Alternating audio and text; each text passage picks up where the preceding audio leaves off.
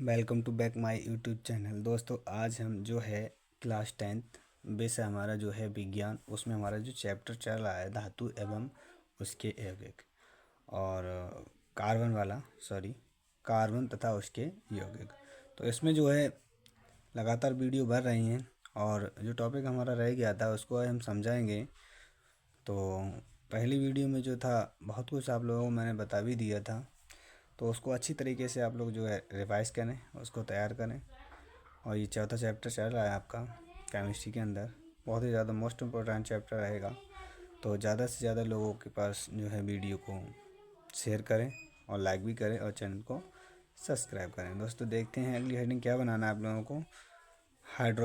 Hydrocarbon के संरचना सूत्र। सबसे पहले हेडिंग पढ़ने से पहले आप लोग जान सकते हैं कि हाइड्रोकार्बन के संरचना सूत्र। संरचना सूत्र का मतलब क्या होता है, जो हमारा संरचना सूत्र होता है, जैसे माना कि C2H6 है, तो इसको जैसे सी के पास कार्बन कार्बन के पास दो लोग हैं, तो दो उसके पास हाथ हैं, तो उसको भी खोलना पड़ेगा। और H यानी हाइड्रोजन हाइड्रोजन के पास 6 लोग हैं, तो उसको भी खोलना पड़ेगा। तो आप लोग देखते हैं सबसे पहले क्या है कि सबसे पहले कार्बन के परमाणुओं को एक आवंत के द्वारा परस्पर जोड़ते हैं।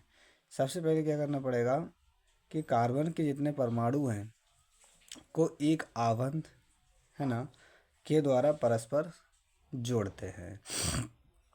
दूसरे नंबर पे आप लोग लिखेंगे, उसके बाद कार्बन की शेष संयोजकताओं को संतुष्ट करने के लिए हाइड्रोजन परमाणुओं का उपयोग करते हैं। जैसा कि आप लोगों को इस इस रिएक्शन से भी समझाया गया है, इसकी संरचना जो है खोल के भी आप लोगों को बताई गई है। क्या बताया है कि जो एथेन है, एथेन का जो सूत्र होता है हमारा, वो हमारा C2H6 होता है। याद कर लो बहुत ही अच्छी तरीके से, क्या होता है C2H6 होता है एथेन का। तो इसके पास जो है C2 और H6 है, तो यहाँ पर C के पास दो लोग हैं, यानी कि दो बार C है, तो C को यहाँ लिखा और सिंगल बॉन्ड टांग करके C को हमने यहाँ लिख दिया। अब उसके पास H जो है, H इसके पास 6 हैं, तो सिंगल बॉन्ड टांगो, H यहाँ लगाओ, सिंगल बॉन्ड लगाओ, H यहाँ लगाओ, सिंगल बॉन्ड लगाओ, H यहाँ लगाओ। और उसके बाद एक सिंगल बॉन्ड से H यहाँ टांग दो, एक सिंगल बॉन्ड से H यहाँ टांग दो और एक सिंगल बॉन्ड H यहाँ टांग दो। तो देखते हैं 1 2 3 4 5 6 एच के जो H के हैं वो 6 लोग हैं, पूरे परस्पर हो चुके हैं। और C के पास दो लोग हैं, तो C 1 2 यानी सिंगल बॉन्ड C और सिंगल बॉन्ड C, यानी C के पास दो हैं और H के पास 6 हैं। ये पूरी संरचना जो है बहुत अच्छी तरीके से खुल चुकी है और अच्छी तरीके से समझ गए होंगे आप लोग। यानी C2H6 की जो संरचना है वो इस प्रकार से खुलेगी। अगली जो है दी है कि C3 और H8 जिसे प्रोपेन कहते हैं, तो इसकी C के पास 3 लोग हैं, तो C सिंगल बॉन्ड C और सिंगल बॉन्ड C, तो C को 3 बार खोल दिया। उसके बाद H के पास 8 हैं, तो यहाँ पर एक सिंगल बॉन्ड टांग कर H लगा दो, यहाँ पर सिंगल बॉन्ड H और single bond H, single bond H, single bond H और सिंगल बॉन्ड H और सिंगल बॉन्ड H और सिंगल बॉन्ड H। आप लोग इनको सबको गिन सकते हैं, 1 2 3 4 5 6 7 8, यानी H के जो हैं वो 8 लोग यहाँ पे थे, वो आठों के आठों जो हैं बट चुके हैं। तो ये हमारी जो है C3 और H8 जिसे हम प्रोपेन कहते हैं, इसकी संरचना जो है, संरचना सूत्र बना हमारा ये, बन के हम इस प्रकार से जो है संरचना इसकी खोल सकते हैं। और इसके बाद जो है मैं आशा करता हूँ आप लोग सीख चुके होंगे कि संरचना सूत्र को हम कैसे खोलते हैं या संरचना हम किसी सूत्र की कैसे खोलते हैं। और अगली हेडिंग जो आप बनाएंगे वो है हमारी असंतृप्त हाइड्रोकार्बन, बहुत ही ज़्यादा मोस्ट इम्पोर्टेंट हेडिंग रहेगी। तो असंतृप्त हाइड्रोकार्बन क्या है कि वे यौगिक असंतृप्त हाइड्रोकार्बन कहलाते हैं।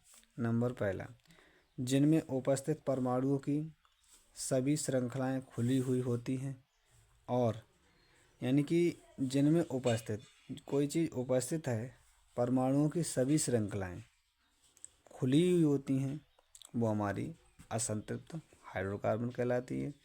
दूसरे नंबर पे जिनमें कम से कम एक कार्बन द्विबंध या कार्बन त्रिबंध उपस्थित होते हैं, यानी एक कार्बन हो सकता है, दो आबंध हो सकते हैं कार्बन के, तीन आबंध हो सकते हैं कार्बन के, तो उसे त्रिबंध उपस्थित होता है, उसे हम असंतृप्त कार्बन कहते हैं। अगला, जिनमें केवल कार्बन तथा हाइड्रोजन तत्व उपस्थित होते हैं, उसको भी हम असंतृप्त हाइड्रोकार्बन कहते हैं।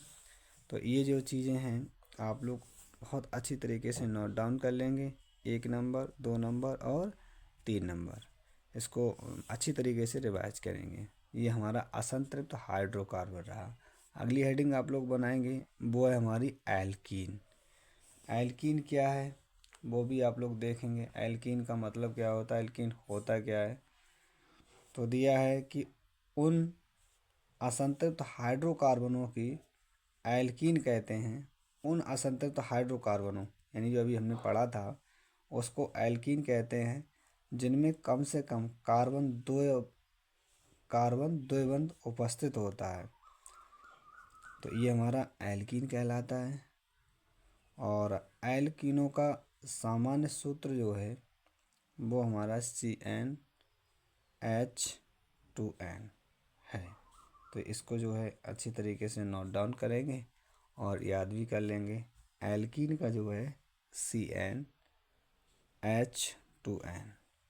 इस श्रेणी का सरलतम सदस्य एथीन होता है जिसे हम C2H6 के नाम से जानते हैं। तो ये हमारा जो है एथीन का सूत्र रहेगा और इसका एल्कीन का सामान्य सूत्र जो है वो CnH2n रहेगा। इसके नियम क्या हैं, तो इसके नियम हैं कि नंबर पहला डालेंगे, दोनों कार्बन परमाणुओं के बीच एक आबंध लगाकर, माना कि C और सिंगल बॉन्ड C, तो ये जो बीच में लगाया है हमने बॉन्ड, इसे हम आबंध भी कहते हैं। ये बॉन्ड जो लगा है इसको हम लोग आबंध कहते हैं। तो दोनों कार्बन परमाणुओं के बीच एक आबंध लगाकर यानी C सिंगल बॉन्ड C प्राप्त करते हैं। नंबर पहला एक रहेगा।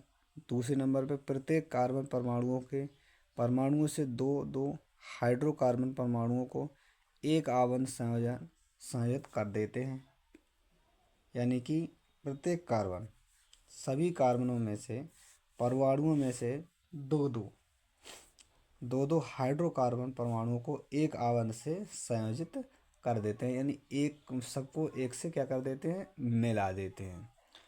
जैसे यहाँ पे दिया भी है, अब ये रहा हमारा चित्र जो है अभी आप लोगों ने बताया था। तो यहाँ पे कार्बन जो है C और C यानी एक और एक दो, और उसके बाद H यहाँ पे, H यहाँ पे, H यहाँ पे, H यहाँ पे जो है C4 है, सॉरी यहाँ पे जो है C2H4 बना है। तो इसको जो है खोला गया है और सभी में दो दो बॉन्ड लगा करके, देखो यहाँ से अगर हम इसको बॉन्ड बंद करेंगे तो यहाँ पे 1 2 3 4 5 6 7 8 हो गए। अब इधर से तो इसको बंद करेंगे तो 4 तो ये हैं और 4 ये, 4 और 4 कितने हो गए, 8 हो गए। तो ये हमारी संरचना जो है इसको इंक्लूड कर सकते हैं। अगली हेडिंग आप लोग बनाएंगे वो हमारी बनेगी एल्काइन किसे कहते हैं। तो ये जो है एल्काइन वीडियो वाली जो अगली हेडिंग आपकी आएगी वो आपकी सेपरेट वीडियो अगली वीडियो मिलेगी।